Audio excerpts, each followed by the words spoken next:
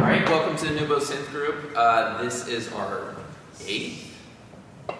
If it's October, did we start in February? Yeah, I think it's 6.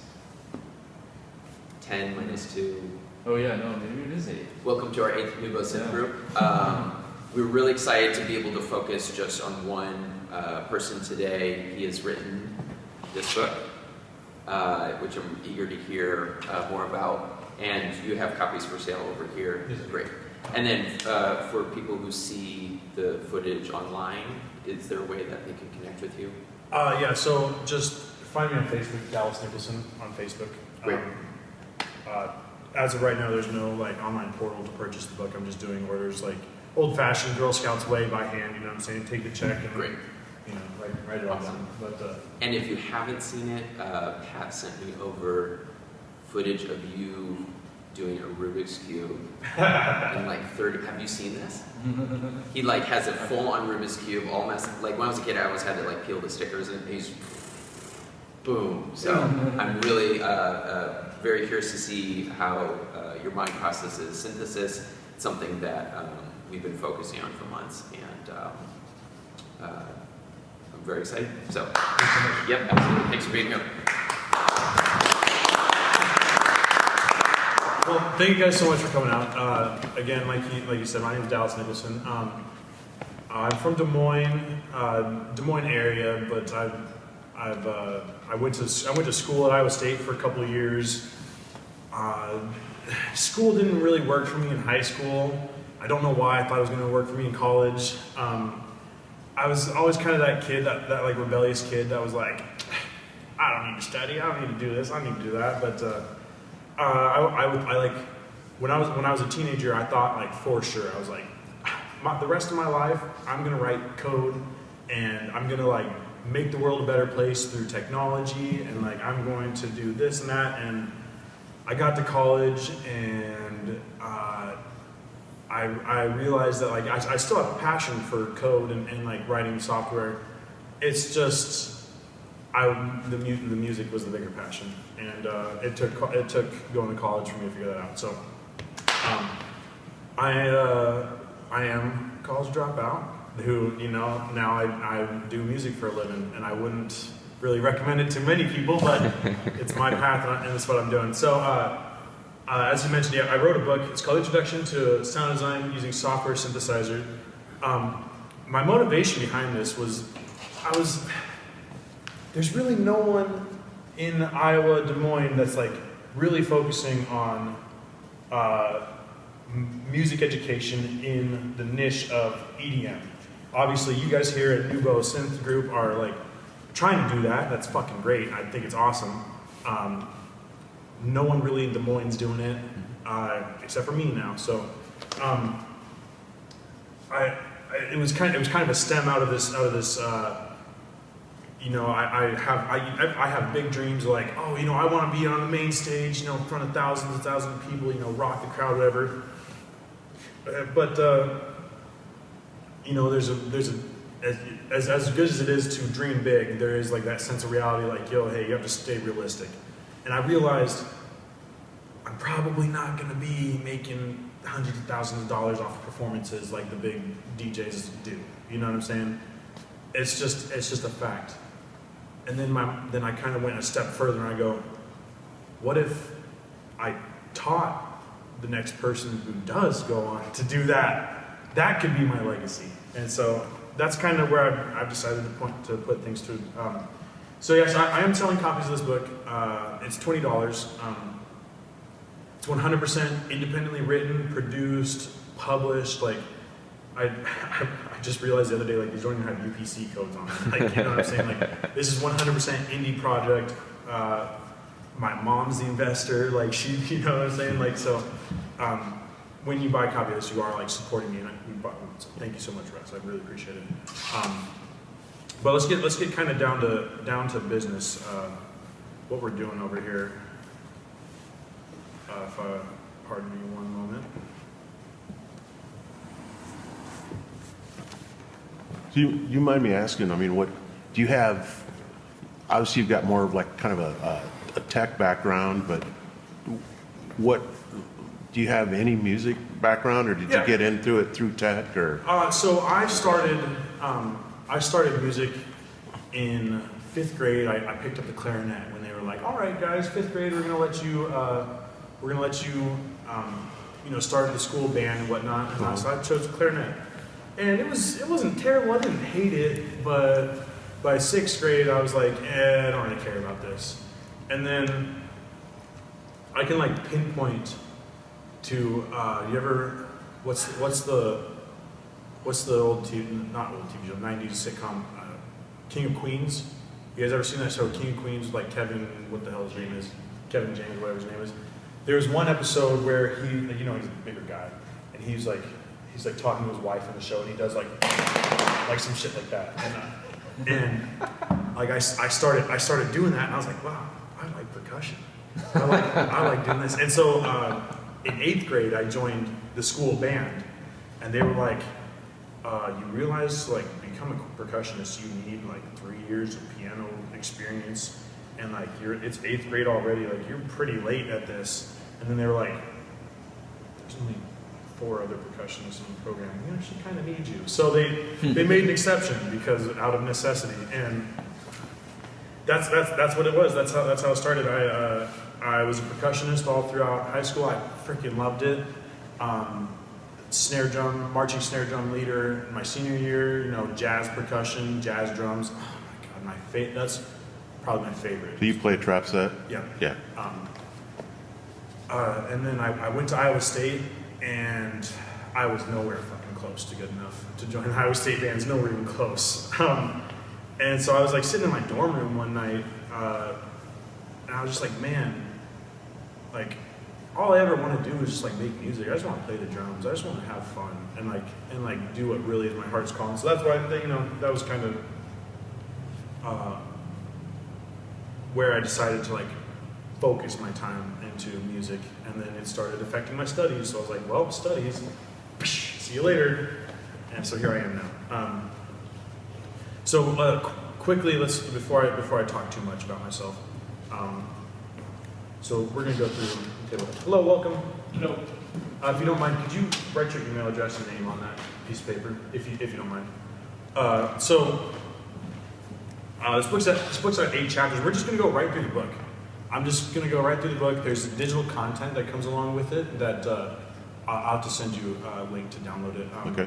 But it's if you guys have ever heard of the synthesizer called Serum, X for record Serum.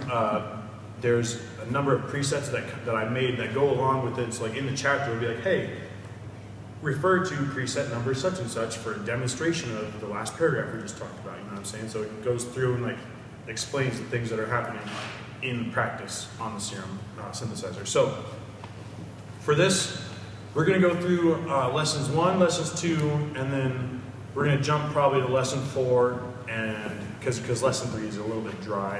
There's good content in there, but it's kind of boring to read. So I'm not going to do it in front of you. So yeah, lesson 1, 2, and then 4, and then if we have time, we'll move on to 6, 7, 8. But so lesson 1 is all about what is a software synthesizer and how does it work? What are the basic parts, basic components that synthesizers have to make sound? Lesson 2 is filters, and so this is just, what is a filter? What does it do? How does it do it? How do I control them? And then lesson 3 is FX, so I talk about like reverb, compression, delay. I touch on distortion, phaser, flanger, stuff like that. But again, like I said, it's a little bit dry to read. So we're not going to go over it today. Do you break down how those effects work? Kind of, because I wrote this to be like an introduction. Sure. So I do, but not like super in depth. Okay. So the way I wrote this book is chapter 1, chapter 2, and chapter 3 are like the key to most sounds you hear today in popular music. So in lesson 1, we'll go over like what is an oscillator, what is an envelope, and the signal path of a synthesizer. And using that knowledge, oscillator and envelope, coupled with filtering in the second chapter, and then followed by FX afterwards, oscillator, filter, FX, that's pretty much every sound you hear today in popular music. Like oscillator, filter, effects, and polish at the end. That's seriously like 90% of like bass music, anything like that. It's not the only way of synthesizing, but for beginners, that's my recommended prescription. So what is a software synthesizer and how does it work? I wrote this pretty little, I drew this pretty little graphic here. So we have like our MIDI controller. I've got one right here sitting next to me. We've got our MIDI controller, and our MIDI controller hooks into our computer. Inside of our computer, we have our DAW running. Inside of our DAW, we have our synthesizer, and then that's based off of the VST format or any other form. There are other formats, but we're using VST here. But VST is just like a type of like technology that talks to the computer. It's just a way to the synthesizer talks to computers. We don't really need to know how it works. But just know that inside of your computer, there's the digital audio workstation, and inside of the digital audio workstation is the synthesizer. And then after that, it goes out to the audio interface, which goes out to our speakers, and then we hear it. So, I like to start off I like to start off with a quick demonstration, and so I asked this question. I asked this question to a lot of my students too. I do tutoring and whatnot. But I ask, have you ever heard a circle before? Have you ever heard a circle? Who do you think you have? Show of hands. Who do you think you've heard a circle before? Heard a circle? You ever heard a circle? I promise you, you all should raise your hand. You all heard a circle before. So, let me explain to you how you've heard a circle before. Hello, what's your name again? Mike. Mike, can I have you sign in over there, please, if you don't mind? Would greatly appreciate it. So this is called a sine wave. Let me try to center that a little bit. If you've taken like pre-calculus, calculus, anything like that, you're familiar with what this is.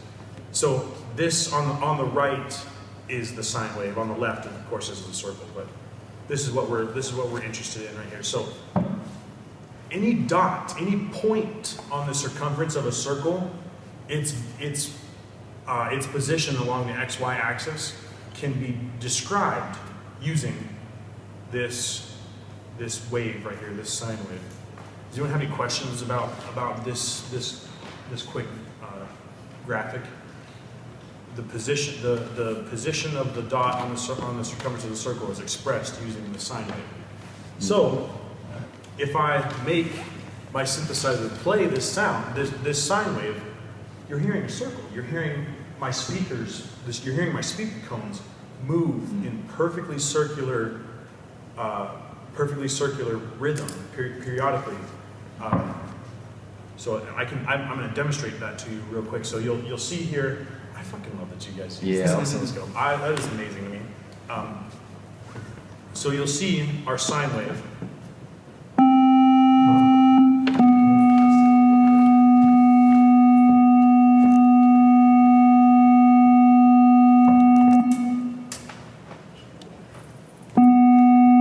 I've also got an oscilloscope on my computer here. So you're hearing the speaker cones move in perfect circular rhythm. If you really still don't believe me, I'm going to show you using this piece of software right here. This is called a vector scope, specifically a lissajou. It's a French word. I'm not sure if I'm saying the word lissajou. And what it's going to do is the left channel is going to be the X and Y. The right channel, or I said that wrong. The left channel is going to be the X-axis. The right channel is going to be the Y-axis.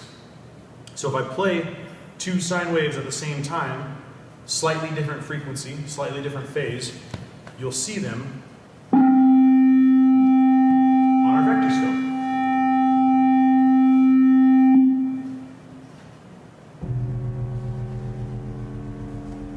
Fun stuff. How'd you find that vector scope? That's fascinating. So this is just Ozone Imager. It's Ozone. Ozone Imager. Cool. Ozone, like the mastering. Yep, the mastering suite. Awesome. So you're hearing the speaker cones move in perfect circular rhythm. So You're hearing a circle. And now we're going to take this just one step further real quickly. We're going to take this one step further. We're going to open up a spectrum analyzer. Hey, this is a VIP right here. Juice, Austin, thank you so much for coming, man. Welcome. So this is our spectrum analyzer, and you're seeing this little peak right here that you're seeing. That is our sine wave, and this is in the frequency domain. So left is low frequency, right is high frequency. As you can see, going on, goes so forth. Well, right here is one circle. What if I play another one at the same time? Let's go a couple octaves up.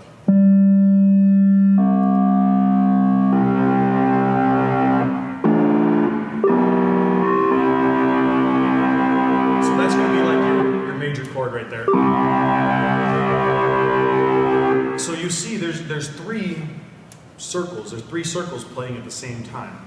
Well, what if I change my wave that I'm playing to be something else? We're going to choose a triangle wave. Well, you can see there's the first circle right there. There's the second circle. There's the third, so on and so forth.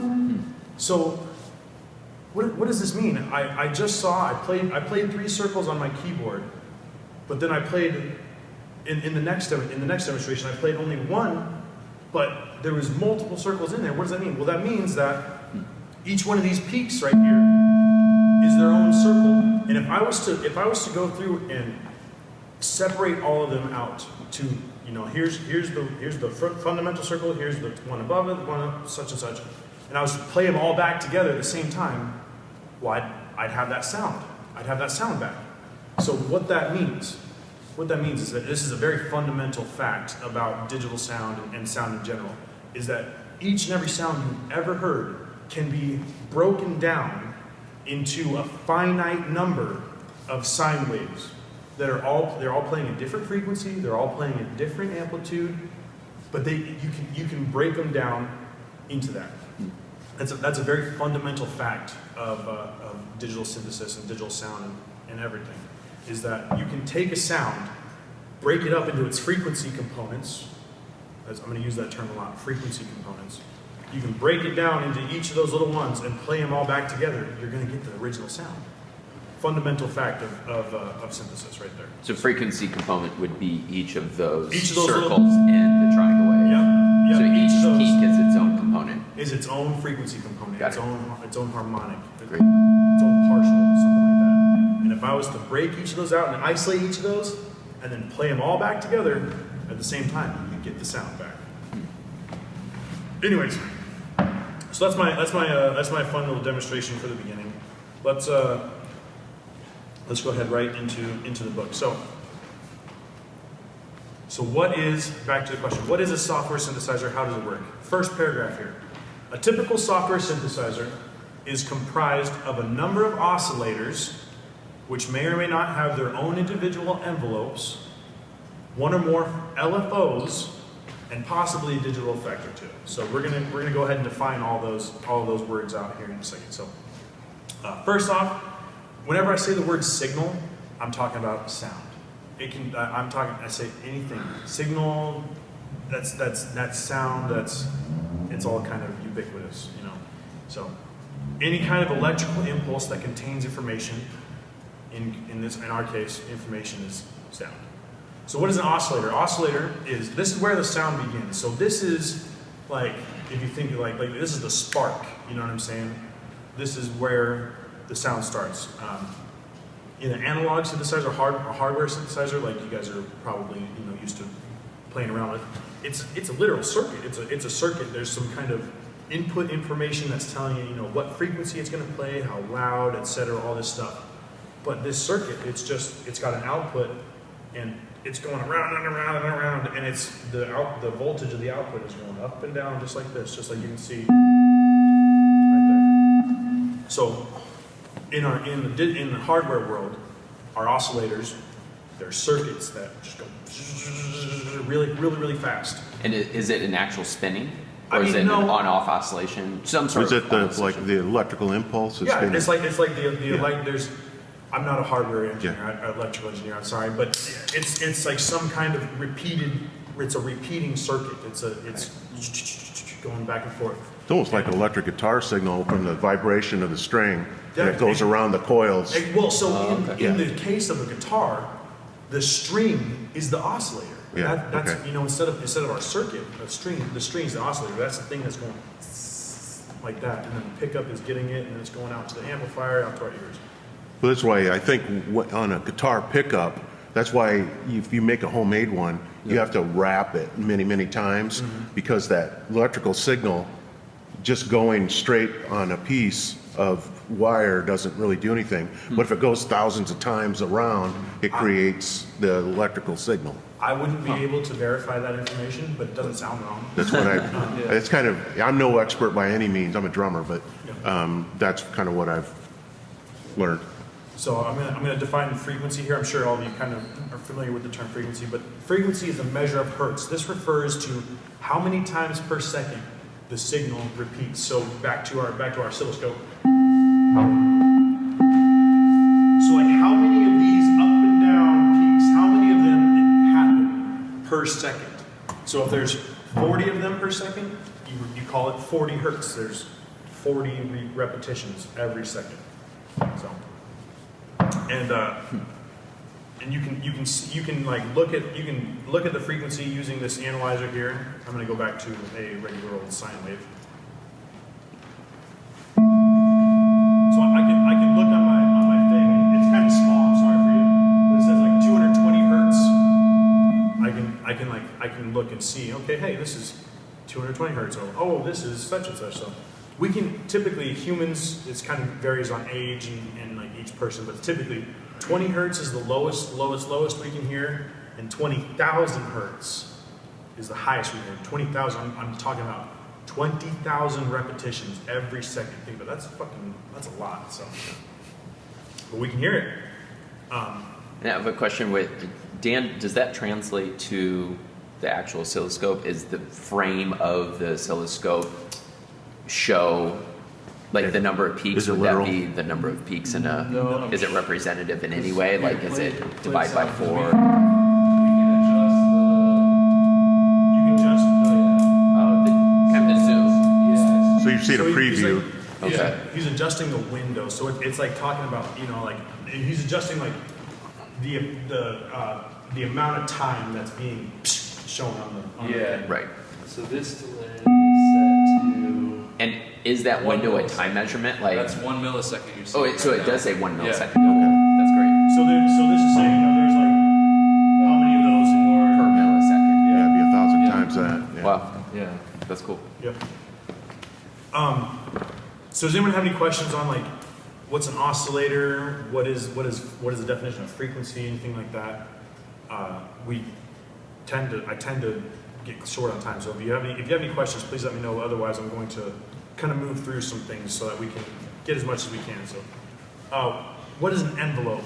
So, an envelope is a really fundamental idea in synthesis that an envelope is a tool to map amplitude over time. What does that mean? Amplitude over time. That means, so amplitude is just a kind of fancy way of saying volume. The word volume and the word amplitude are not the same, but for the purposes of this course, they pretty much are. So as you can see right here, this is an example of like really basic envelope. And so I'm just going to read from the book. Typically, envelopes are triggered when a MIDI signal is sent to the software synthesizer. An envelope is made up of 4 pieces of information: attack, decay, sustain, and release, abbreviated ADSR. I'm sure a lot of you are familiar with the term envelope, ADSR. If you're familiar with software synthesizers. So on this next page here, I kind of have a nice little table to kind of break it down a little bit. So we're going to look at this for a second.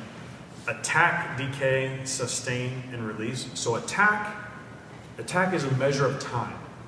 So this is the amount of time it takes to go from silence to full volume when you press the synthesizer note. Like, so When I press the note, the envelope is triggered and it starts the attack. So 0 to full volume.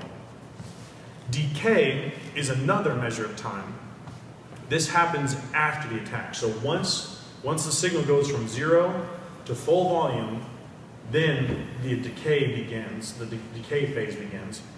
And so this says is how long it takes to go from your top to the sustain. And so here I'll just define the sustain. So the sustain is a measure of decibels. This is a measure of amplitude. It says the volume that the envelope sustains at indefinitely while the MIDI note is pressed. So what happens is I press a MIDI note, boom, it goes all the way to the top, and then it goes all the way to the sustain volume, and then if I just like keep holding it down, the synthesizer is going to stay at that volume, the sustain, whatever I set the sustain to be, it's going to stay at that volume indefinitely until I let go. And then release, this is also a measure of time. And this says the time it takes to go from whatever my sustain volume is back down to silence after I let go. So let's go ahead and open up preset P1. So preset P1 is a very basic sawtooth wave with an envelope.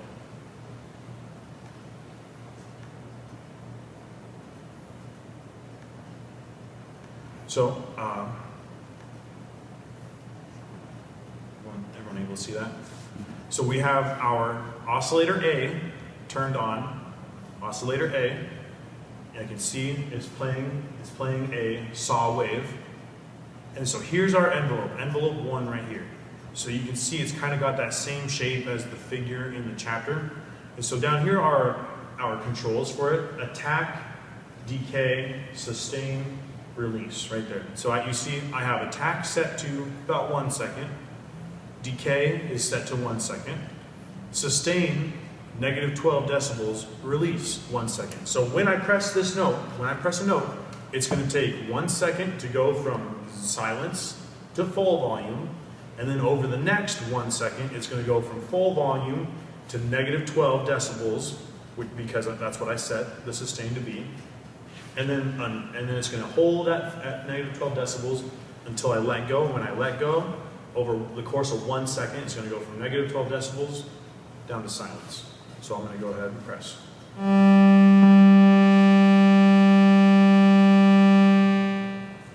And I let go, and it takes us. So let's do this one more time. So again, this is going to happen a little fast.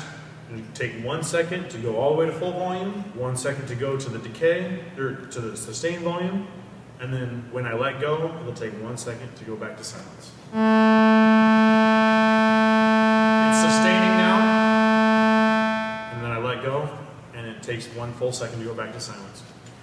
So that is what an envelope is in a nutshell. Anyone have any questions over that at all? We have our attack. It takes 1 second to go to the top, 1 second to go to the sustain, and then when I release, 1 second to go back down. And I can change these values. I can make it. You know, I can change all this stuff. So if you release before the attack is complete, it jumps to that end part of the cycle. Yeah. And then, yep. Okay. You can see the little. Yeah, that dot is helpful. Yeah. Because it shows that path. We had an ADSR presentation several months ago, and one of the debates was, is sustain a measurement of time or is it dB? And I was on the side that was on a dB, so I feel vindicated. Yes, cool. I'm glad. So let's go ahead and look at preset P2 right here. So preset P2 introduces a second oscillator. So we're going to have oscillator A and oscillator B both playing at the same time. You'll hear 2 different signals. There's going to be some detune and some unison. And oscillator B is going to be playing a note that is 2 octaves below oscillator A. So let's open up preset P2. So you can see right here, there's this unison control. That just means I'm going to stack a bunch of the same oscillator onto it. So if it says I have 6, that means that this oscillator is going to play 6 copies of a saw wave. Same with oscillator B. This one's also set to 6, so it's going to play 6 copies of a saw wave. And that just gives you a fatter sound, or? Yeah, well, I'm about to talk about it here on this next page. Let's go ahead and see how it sounds. Look at the analysis right here.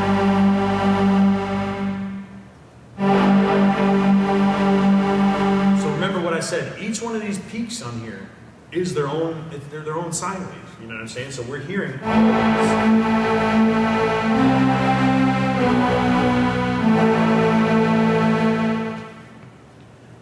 I'll talk about unison and detune here shortly. How many oscillators is that we just heard? So you heard 2 oscillators, but technically that's 12 voices because there's 6 of each oscillator. 6 of what in each oscillator? One moment. Let me just All ears. let me go back to. 6 signals.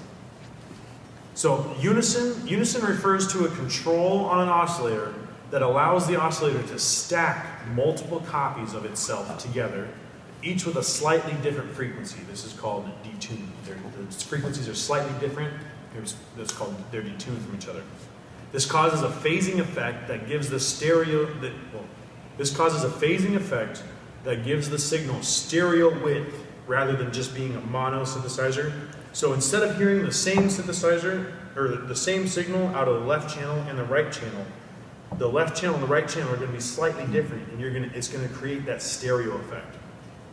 So the takeaway from this whole this thing about unison is that this saw wave is going to be stacked on top of itself 6 times, or how many times I tell it to in the menu. And this is not a new idea. This has been going on for a long time. You know, synthesizers back in the 80s had this capability too. On older synths, did it have a different name? I'm just not familiar with the phrase unison. Maybe. Because the sound sounds familiar, but I'm wondering how I would do that on an old analog synth. Let's talk about this after the presentation. Okay, cool. We have Totally, yeah. We have a lot to cover, but I'd love to talk to you more about it here in a second. We're still talking about what is a synthesizer here. So synthesizers typically have a filter built into it. And a filter is a tool that lets us turn certain frequency components, we're coming back to that word I was telling you about, frequency components. We can turn certain frequency components of the signal up or down based on the filter curve that I choose in the synthesizer. This next chapter is going to be all about filters, so don't worry. Many synthesizers have LFOs on them. So an LFO is a low frequency oscillator. So we were talking about oscillators here in this sense that they're generating sound, but an LFO, a low frequency oscillator, is typically used to control a knob, just like a CV, a control voltage on a regular synth. We are using an LFO to control some other parameter in our synthesizer over time. So I'll explain more about that. There's a whole chapter about LFOs and synthesizer and modulation and whatnot. We just talked about unison. And the digital effects. Most synthesizers come with an effect like reverb, delay, phaser, chorus, flanger, blah blah blah, a bunch of those. These tools typically, these digital effects typically have a knob on them called the dry wet, which controls what percentage of the signal coming out of the effect is the dry signal, the signal that came in, nothing on it, no changes at all, and then the wet signal would be like what is the affected, the fully affected. What be it reverb, it would be a fully reverb sound. So most of these digital audio effects, they come with a knob that says, okay, hey, I can balance between the dry signal and the wet signal. I can kind of get that sweet spot that I think sounds good. So our oscillators, they can be programmed to generate a number of different signals, and these signals have different harmonics, which cause them to sound different from each other, even if they are playing the exact same frequency. So as you heard before, when I was playing my regular old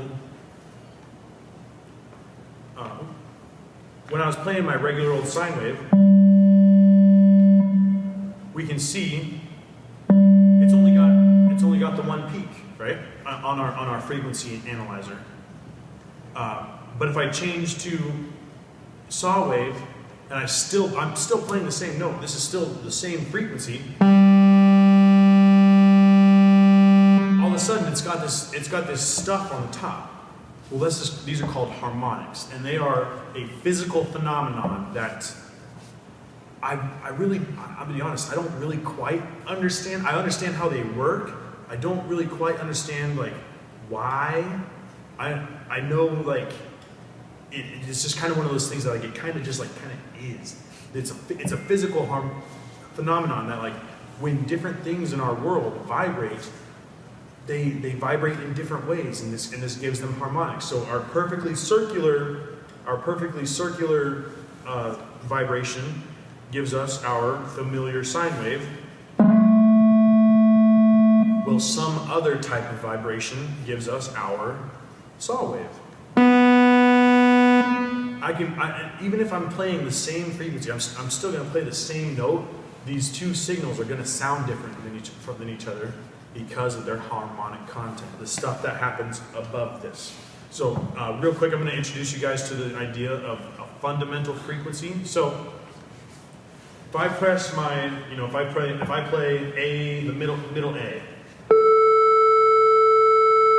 I know that's 440 hertz. 440 cycles a second is our middle A. Where was I going?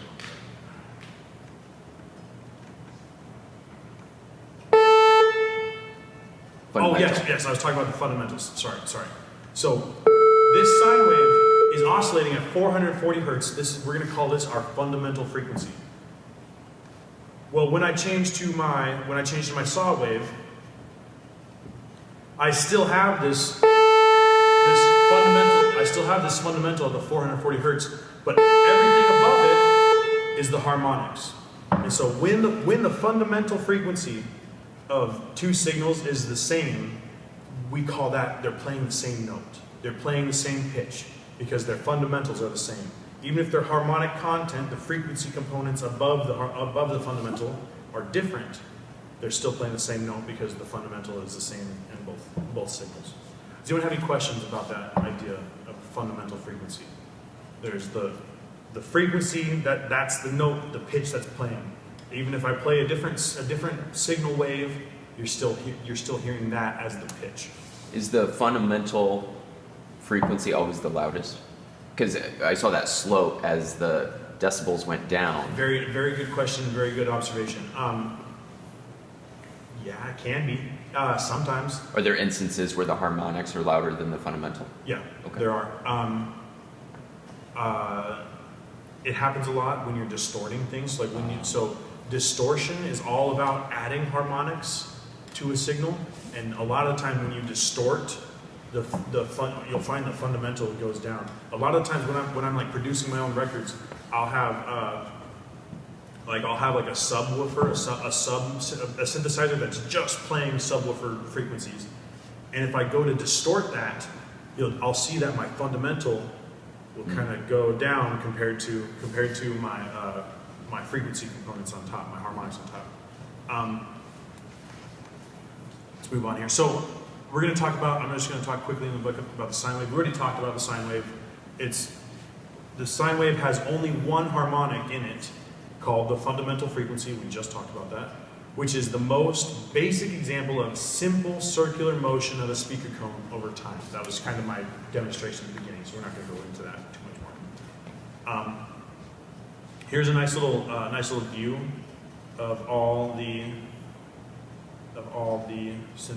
types. Well, not all, but a lot of the basic types. Come on now. So this will be our sine wave right here. Is kind of what it looks like. This will be our sawtooth wave. We saw that just in a synthesizer. This is a square wave, and this is a triangle wave. I'll go ahead and play those for you real quick so you can hear them all. So there's our saw wave.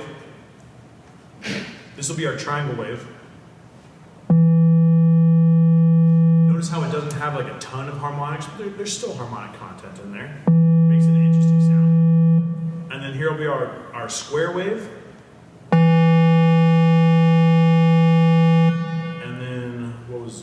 saw, sine, square, triangle. And so these sound, even though I'm playing the same frequency, the harmonic content of these signals makes them sound different to our ears. And each of those little peaks, as we talked about before, each of these little peaks is their own little sine wave, where if I was to go through and play, if I had a synthesizer that was only playing this frequency, only playing this frequency, blah, blah, blah, so on and so forth, and I played them all together at the same time, I'd get that sound. I'd get the original sound back. So that's enough about that one.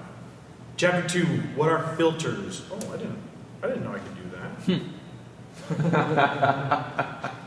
Oh, look at that! Damn! Good Command Z. I suppose, yeah. There we go. Wow. Cool. I learned something the other day. I love it. So what is a digital audio filter? A digital audio filter is a discrete time function that changes the amplitude of one or more frequency components of an audio signal. What does that mean? So, a discrete time function, that just means that it is a function that exists in the digital space, and we're concerned about time. It just means that, when we have a signal coming in, the computer is going to break up that signal into, it's going to sample the signal into, however many chunks per second. You can decide that in your DAW. And what it's going to do is it's going to process that, and it's just taught that discrete time function just means it's happening on a computer digitally, okay? Over time. And this discrete time function changes the amplitude of one or more frequency components of the signal. So our frequency components are either going to go up or down according to a curve that you program. So there are many types of filters, including, but not limited to, this list. So low pass filter. This only allows the low frequencies to go through it. So this means, I set the filter to be to some cutoff frequency. Everything, all the frequency the frequency components above the filter cutoff are going to be turned down, and all the ones below the filter cutoff are going to stay they're going to stay just the way they are. High pass. This only allows the high frequencies to pass through. So it's an inverse of the low pass. So the cutoff frequency, whatever you program the cutoff frequency to be, everything below that frequency is going to be turned down, and the stuff above that is going to be staying the same. So let's go ahead and demonstrate that before I go on. We'll just get an actual hear it.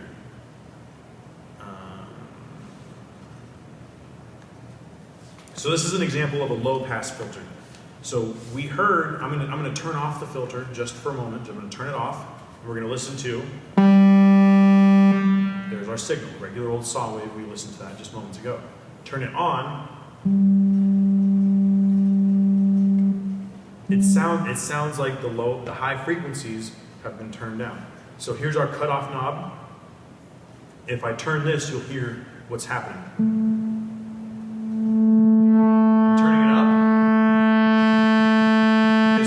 So typically we call that opening the filter or closing the filter. So this is the filter all the way open. I'm going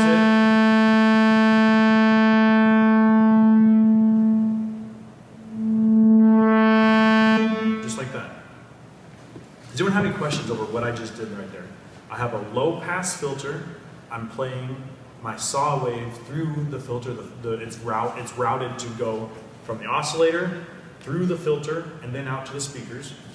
And this low pass filter is turning down the frequency components above the frequency components that are above this cutoff that I've set. If you guys like wubs,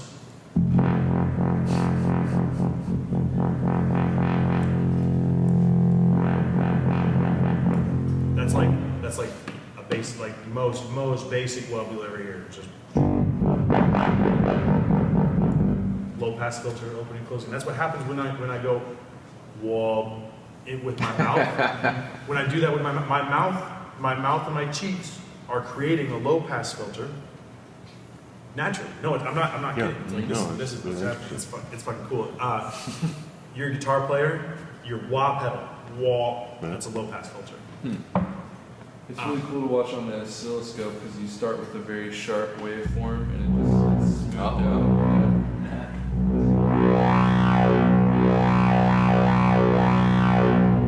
That's fucking beautiful. I love that thing so much. Let's talk about a high pass filter then. So we'll go to the high pass filter example.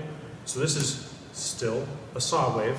And now this is the filter completely open. It's not affecting the sound at all. And then as I turn it up, you'll hear the first thing that turns down is the fundamental frequency. Just like you were talking about before, is there an instance where the fundamental is lower than the rest of the content? Yeah, if you high pass it out. So, here, I'll demonstrate now.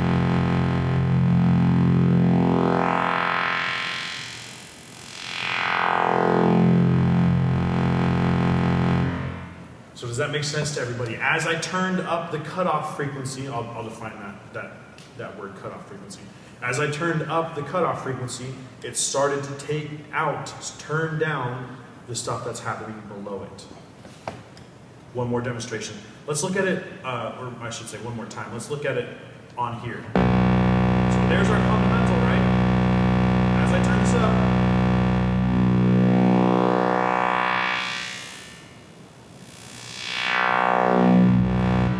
that makes sense. Anyone have any questions on that? Just video drum does. A what? Just video drum does. What does that mean? It's a movie. Cronenberg, right? Yeah. Let's look at it. Here, here.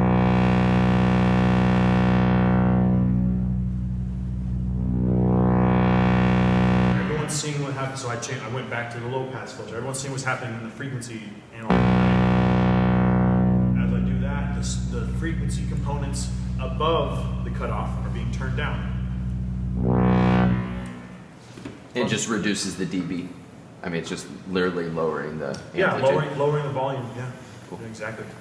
It's basically like turning it back into a sine wave. a little bit. Yeah, Oh, kind of. it- Yeah, yeah. you're not wrong. Back to its Smooths out fundamental. on the oscilloscope and you lose those hot other peaks. Yep. So, I was kind of wondering when we're talking about like we get to a sawtooth, you're saying that everything is sine waves, so that's kind of Well, reductive synthesis. yeah, yeah. To your sawtooth. yes, subtractive synthesis. Is that what you were looking for? But yes, I'm using subtractives. I have a preset on here that we're going to just open up in a moment where I demonstrate, really popular subtractive synthesis patch. But yeah, I'm taking away from the signal, and in this case, it is going kind of back to to the fundamental, the sine wave. So, a couple other examples of filters would be the peak. So this is just like one little frequency band is boosted in volume. I'm adding volume. The notch. So this one would be cuts. A fancy word for cut is attenuate. You ever heard that word attenuate? Attenuation. That just means cutting out. So the notch filter will cut a certain frequency band. I'll demonstrate a number of these here in a second. Band pass. So this one is really cool. This one's used a lot too. You guys, I guarantee you like the sound of a band pass filter. You just probably don't know it. So this only allows a certain frequency band to pass through the filter. So this means that everything above the cutoff and everything below the cutoff is being turned down. All those frequency components are being turned down, and only the middle, the band, is left alone. Band reject. This one cuts a large frequency band. This is really similar to the notch, but different enough that I decided to include it. And then low shelf and high shelf. These ones, they kind of look like a shelf. That's why they're called that way. They just kind of like turn, turn up everything above the cutoff or turn down it, but not. They're different than low pass and high pass. So, a big thing I did when I was writing the book was that I wanted the concepts inside of the book to be applicable across a wide range of synthesizers, digital and hardware. So I always like to keep this little sentence in here: consult your filters manual to learn how to choose between the different filter curves and operate the following parameters.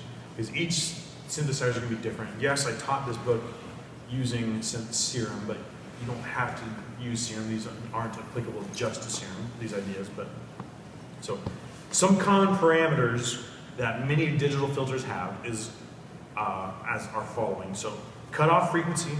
This sets the frequency at which the filter curve will center around. This is the primary control of the filter. So when I say I'm opening and closing the filter, I'm moving the cutoff frequency knob. This is the knob that is, as I said, this is the primary control of the filter. Resonance/Q. So this sets the amount of feedback occurring at the cutoff frequency inside the signal. The idea of resonance inside of a filter, I'm just going to read from the book. So the idea of resonance inside of a filter dates back to the beginning of analog filters, where the physics of the circuitry would cause a feedback phenomenon inside the circuit.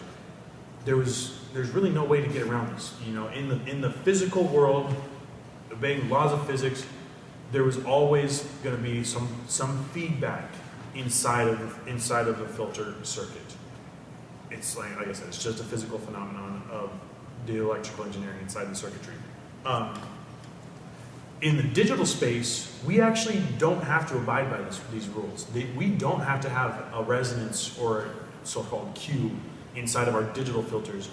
But the thing is, people liked the way it sounded so much that they kept it. So it's kept now as an artistic artistic taste. But we don't have to have resonance. We don't have to have this feedback idea inside the digital space, but we choose to because it sounds fucking cool. And then drive. So a lot of synthesizers have a knob to like add gain, add amplitude to the signal. It's not super important, but worth noting. So let's go back to, let me demonstrate for you guys real quick what a bandpass filter sounds like, because I like bandpass filters a lot.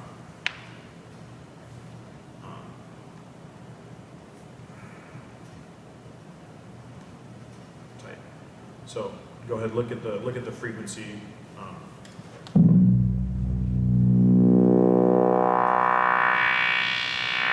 So you can see kind of how it's like that.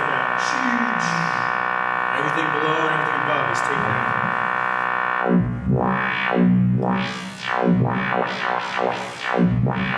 It's one of the more fun filters, in my opinion. It sounds fucking cool as hell. Would you call that like, are you kind of changing the fundamental of it? No. No? No, not really. Just cutting it out. I mean, yeah, I'm changing the fundamental in that I'm turning down its amplitude. But no, it's still there. It's just been removed from the signal. How does it look like on this? Interesting. So you can hear like right there, the fundamental is really prominent. You can see it right there. You can see the fundamental.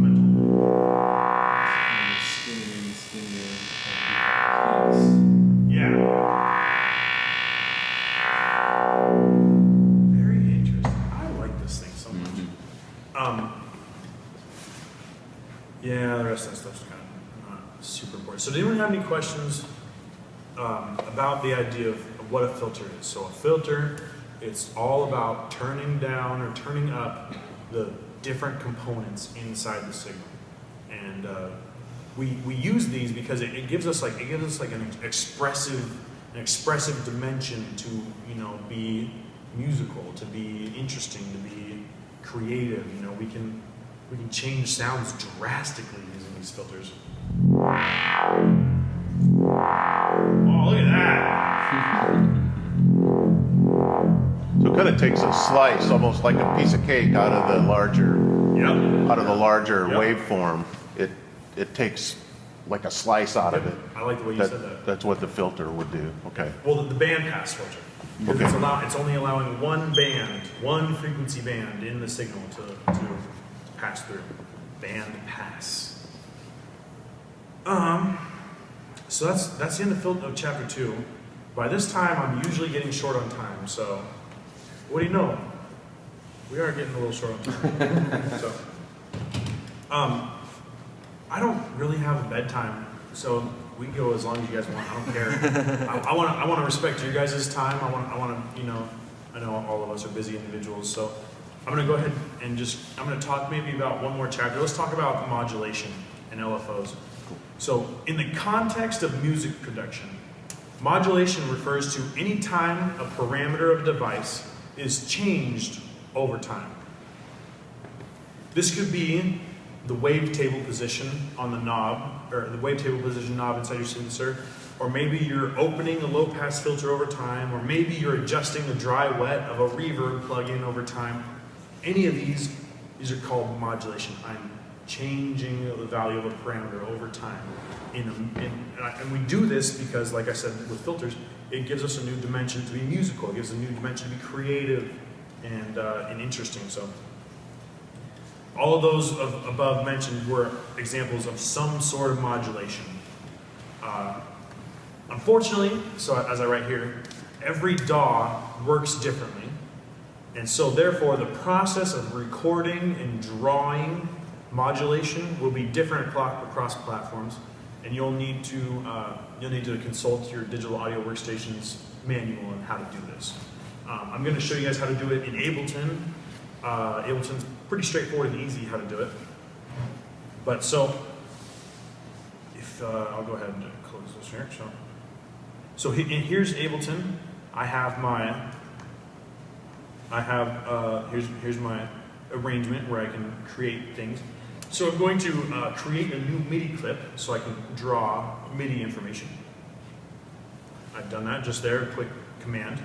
Open up my piano roll, and I can draw in notes and such. So let's draw in an E, just like that. You can see it on this white bar right there. That white bar, that's my note. If I make more notes, you'll see more white bars. So if I play this is playing, there's a MIDI clip in here. The MIDI note information is being passed to the synthesizer. And so we're bypassing my thing. I don't have to do this. I've now drawn this note in here. It's going to play it. So I have my macro 1 knob. My macro 1 knob is controlling the filter. I know that because I made it do that. So I'm going to change my macro 1. So here's my filter cutoff. I'm going to draw a nice little line, and you'll hear it opened up as I went through. This is just about the most basic demonstration of modulation I can give you guys. I have a filter. I have a filter on my synthesizer, and it's opening. The filter is opening over time. So that's like a filter sweep would be the same thing? Yeah, that's, if you want to call it that, you totally can. That wouldn't be wrong. I can adjust contours. I can kind of create like a lane. Here. That's what I wanted to do, but it looks small. So. Is that Ableton 10? 9. 9. How'd you do the curve? How do I do? So what you do is you come in here to your synthesizer. No, in Ableton, where it was a straight line and you got to curve. The contour. The contour. Hold down Alt. Alt. Hold down Alt. Then you can bend it. Did you know that? You just hold on and drag it? To be honest. You thought it was control? Okay. Yeah. So Very cool. well, it could be on something else. It might be on something else. I'm using a Mac, so if you guys No, I'm on Alt. But go ahead. Like I said, consult your manual. But yeah, so when I'm hovering over, do you see how it's like the orange line turned yellow? So I hover over it, it turns yellow, and then I hold down the Alt button. Great. And you'll notice my mouse. I know it's kind of small. I'm sorry for the people in the back. So if I hold down Alt, the mouse kind of changes. Like it changes slightly. You see that? Yep. And then that's how I know it's ready for me to click. It's like an and edit. Great. Yeah. Awesome. Change Thank the you. contour. But no, so check this out. I can like copy and duplicate that and stuff. Fun stuff like But do they that. call them vectors? I'm an illustrator actually, and I work in Adobe Illustrator, and those, we would call those like vector paths. That doesn't sound wrong. That doesn't sound wrong to me. It's just, You draw them just like that. Yep. yeah. Yeah. They're mathematical Yeah. points. I mean, it's and just, then you draw a line. one's visual, and then you can assign a sound to that vector. Exactly. That's translated to a parameter. So back to what I was saying though, this is the most basic demonstration of modulation. I am changing a parameter over time. This gives me a new dimension to be expressive and musical and interesting. So that's why we use this, you know what I'm saying? And like I said, this is very basic. You know, if you look into a full project file for a whole song, there's probably gonna be a lot of modulation inside of it, you know what I'm saying? So that's modulation.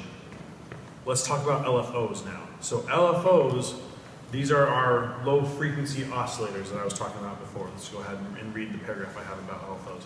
So LFO stands for low frequency oscillator, and just like the sound generating oscillators that we use to make the sound in chapter 1, these LFOs also oscillate, but at a very low frequency compared to the other oscillators. This is such a low frequency that we can't really hear it.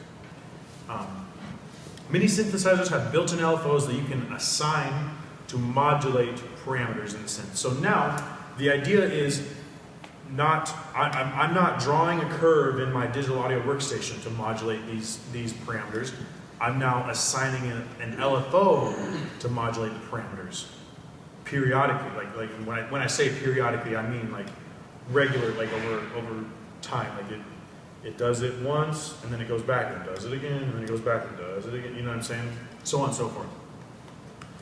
Those LFOs may give you the option to draw your own oscillation curves, or you might be restricted to a preset list of curves.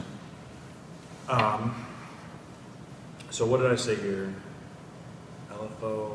So preset 13. Let's go to 13 then here. Preset 13. So this will be my LFO example. So what's going on here is I have this LFO. You see right here. So you see how there's like kind of eyeshadow on these little knobs now. You know, think about eyeshadow. This little blue eyeshadow. That means that my LFO is modulating that parameter. My LFO is assigned to change that knob. So this wavetable position knob is being changed slightly. The level position. So the level just means the volume of that oscillator. I don't know why they chose the word level, but they did. So level, wavetable position, and the filter cutoff. All three of these parameters are being changed by our LFO at the same time, at the same rate. Go ahead and demonstrate for you now.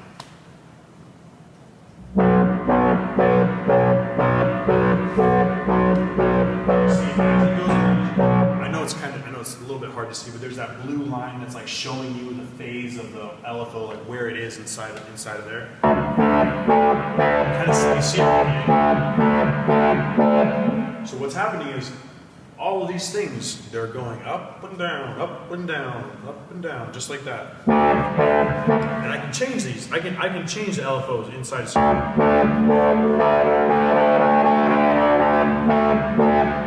can also change these curves. Like that. So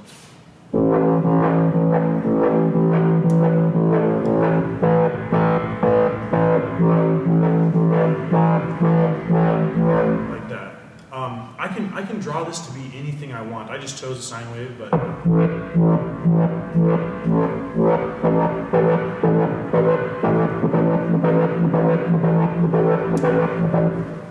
does anyone have any questions about what just happened here? I'm drawing my LFO curve to be, something, whatever I want it to be, and this curve is oscillating at some rate. So as of right now, I have my LFO set to sync up to my host, my DAW's BPM. So it's doing it at a quarter note rate. So every quarter note it's repeating. That's the frequency, one quarter note. So but yeah, my LFO is oscillating at some frequency, and it's modulating these parameters inside of my synthesizer, and I'm getting. So would you say that that's arpeggiating then, or I can make hey, like if you're going to do like a turn on an arpeggiator? I can make arpeggios. So is that just duplicating them? So look. So this is like some weird kind of arpeggio. So if I set this LFO to instead change the frequency of the synthesizer, the frequency of the synthesizer, it'll act as an arpeggio. So watch. LFO 1, global master tuning. I'm gonna set it to be something.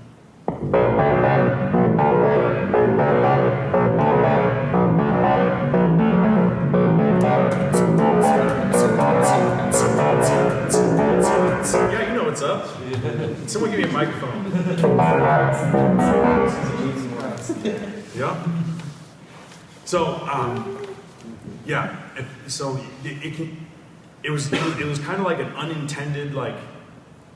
unintended features that the people that have been using Serum and like making presets and whatnot for it, they kind of like hacked it into like, oh yeah, I found out I can like turn LFOs into an arpeggiator if I just like make them change the frequency of the synthesizer rather than just simply modulating parameters. So.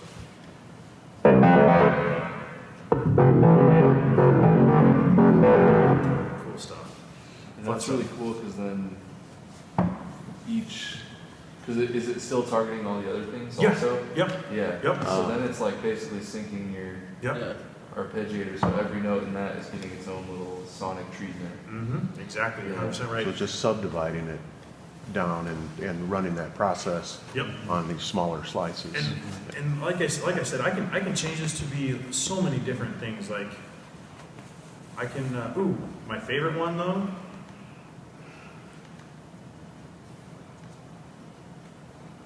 Boobs.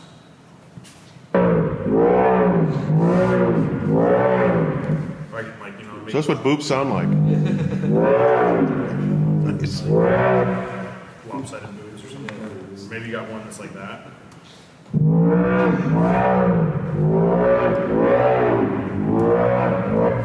Fun stuff. Anyone have any questions about modulation or LFOs?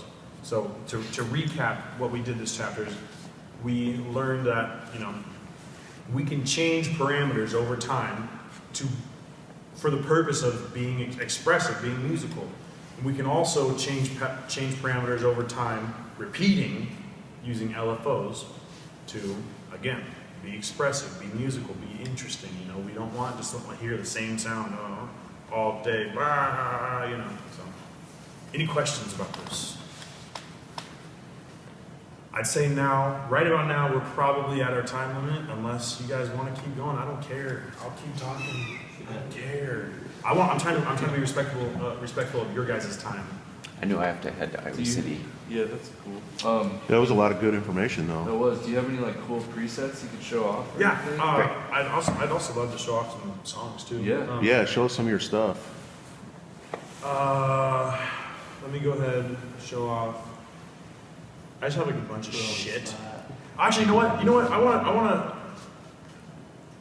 want to see something in this here. There you go.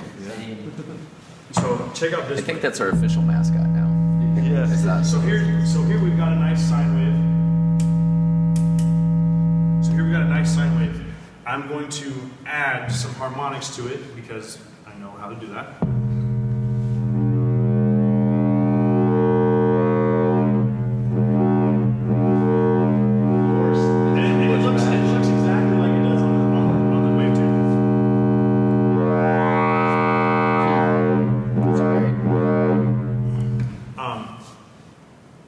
So to make like a really cool wub that I was talking about like earlier, right?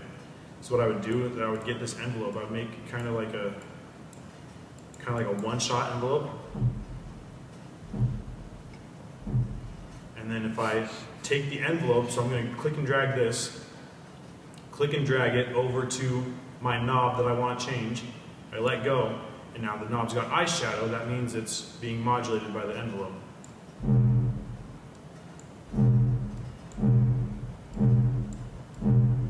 Oh, silly me. I have to do the wavetable position too. So I click and drag to the wavetable position. So is that changing the wavetable as the source? Yep. So it's changing the source. Yep, yep.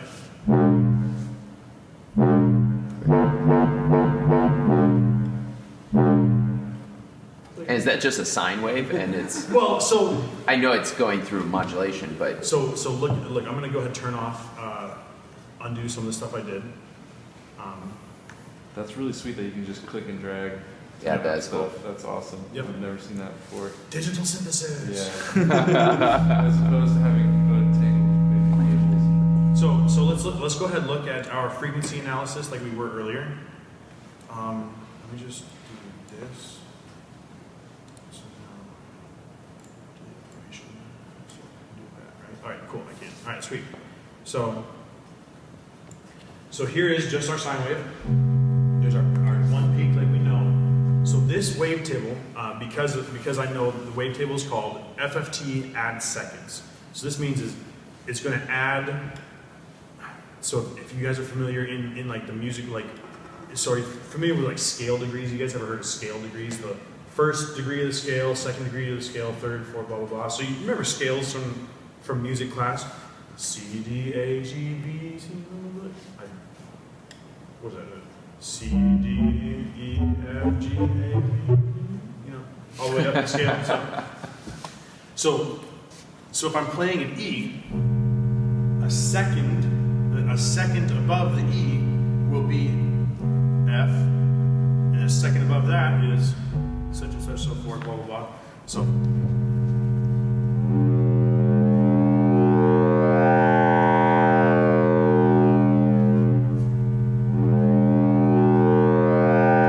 And notice what you were saying earlier, the fundamental gets lower. Watch the fundamental frequency. It starts to go. Yeah. evens them all out. Yeah, a little bit. Yeah. So remember what I was talking about earlier? I was talking about the idea that every sound you've ever heard can be broken down into a sum of individual sine waves played together. A guy by the last name of Fourier was the guy who figured that out. Okay, and he came up with this algorithm. He came up with this solution called the fast Fourier transform, and that's abbreviated to FFT. And the fast Fourier transform is such a fundamental concept inside of digital sound and synthesis and just sound in general. So the fast Fourier transform transforms a signal from this domain, from this domain right here, when we're looking at our oscilloscope, it transfers it from this domain to this domain, so you can see it on that. So I can see on my oscilloscope, I can see, oh, this is a lower frequency than this. I can see that. But on here, I see it in the frequency domain. So this would be like the time domain. This is the frequency domain. And so, How do you spell Fourier? Is it F-O? Fourier. So I actually have a really cool little GIF to demonstrate the fast Fourier transform. So this GIF, I apologize, it's a little bit fast, but what you're going to see here, I'll go ahead and open up the first guy inside of it. Wait, go back to number one, bro. What the fuck? How do I go? No.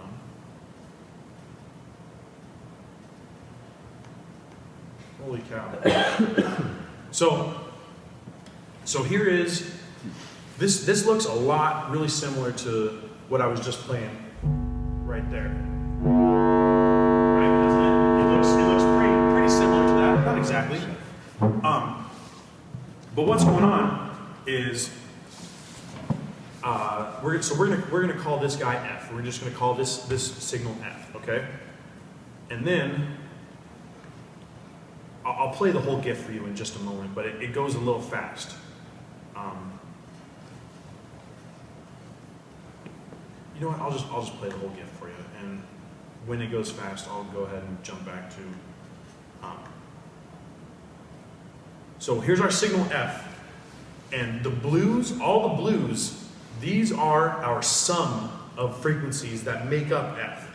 And so you'll see it's going to rotate, and you'll see how all of them laid out, each of these have different frequencies, different amplitudes, and we see them, we can see the amplitude on the frequency domain like that. So this will be F prime. This is the frequency analysis of F. So this is our F right here, there's our function F. This is F prime, the analysis. So let's go ahead and I'm going to go ahead and break that down just a bit. So let's go back to this guy. So here, so this blue sine wave right there, that's our fundamental. That's our fundamental. It's the biggest one.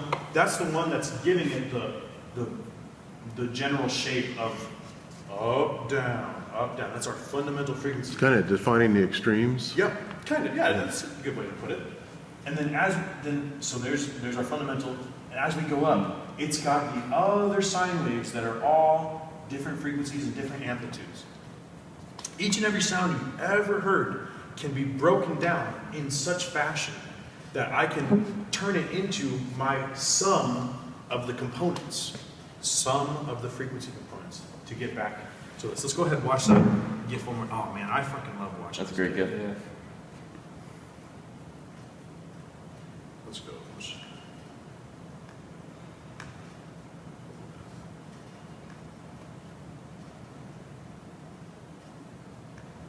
So again, here's our F. The blue ones are the components. These are our frequency components. You can even see they're kind of lined up, right? You know what I'm saying? Up, down, such and forth. And then we lay out our sum. There's our sum. It's 1, 2, 3, 4, 5. All 5 of the frequency components. Sum them together. And then this looks exactly like this thing, right? You know, we've got our, I guess it doesn't look exactly, but close, you know what I'm saying? Maybe like the sawtooth or Yeah, one of the pure waves modulator. where it just, you know, the pure form had the descending Yep. amplitudes. So, That's fantastic. But yeah. Where'd you find that? I think I just Googled FFT GIF example, Great. something like that. Yeah, Also that got a really GIF does a good about- job Yeah, it does. of explaining a pretty abstruse concept. It is kind Breaks of. apart 3D. Yeah. And it helps realize that sound are these waves going through space, you know, through a geographic area. Physics. Pretty beautiful. Yeah. So I got one more GIF here saved just because I can. Your GIF game is spectacular.